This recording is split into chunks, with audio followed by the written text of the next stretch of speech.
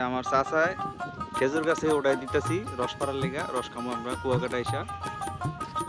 ওটো কাকা পারবা?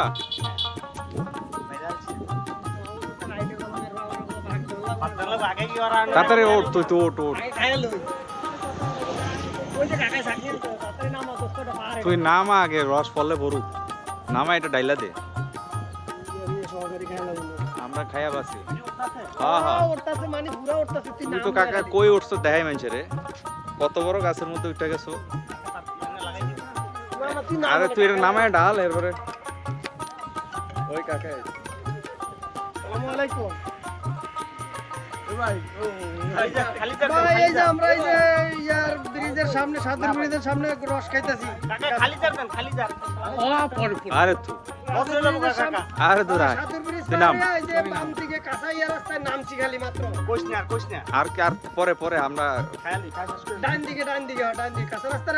আরে তাড়াতাড়ি নাম তো বাবা, এটা লয়ে বাগে বামু না পরে।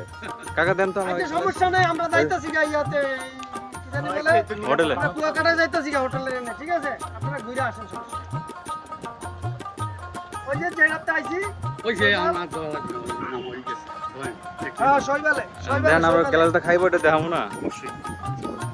এই যে কাকার হলো গাছ, কাকার কাছ থেকে আমরা অনুমতি নিয়েই গাছের থেকে উঠে পায়রা খাইতেছি।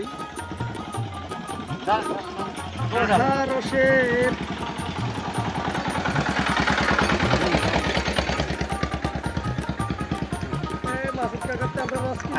আমি আগে পারছি, তাই আমি আগে খাচ্ছি। অবশ্যই অবশ্যই। শালার বহুত মিস্টেক হয়ে গেল, আমি ভিডিও করতে যাই।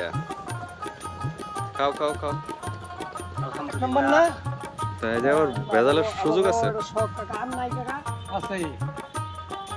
তো বন্ধুরা, আপনারা তো দেখতেই পেলেন, আমরা সকালবেলা গাছ থেকে পেরে রস খেলাম। তারপর কাকার সাথে যোগাযোগ করে তার মোবাইল নাম্বারটা নিয়ে গিয়েছিলাম এবং কাকাকে বললাম যে কাকা, আমরা যদি আপনার সন্ধ্যার দিকে আসি, আপনাদেরকে আমাদেরকে আরও কিছু রস দিতে পারবেন কিনা।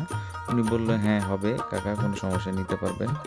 তো আমরা এর জন্য কাকার সাথে সন্ধ্যার পরে যোগাযোগ করে, এখন প্রায় রাত 9টা বাজে, তো রসগুলো নিতে এসেছি। কিন্তু কাকা রসগুলো নামাই রাখে নাই, আমাদের সামনে এসে গাছ থেকে নামিয়ে দিচ্ছেন।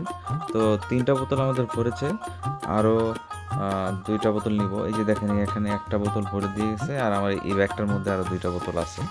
তো এখানে একটা ভুতুরে পরিবেশ, অনেক তাল গাছ, খেজুর গাছ, বন জঙ্গলের মতো। তা আমি একা দাঁড়িয়ে আছি, আমার ভয় লাগছে না, কোনো সমস্যা নেই।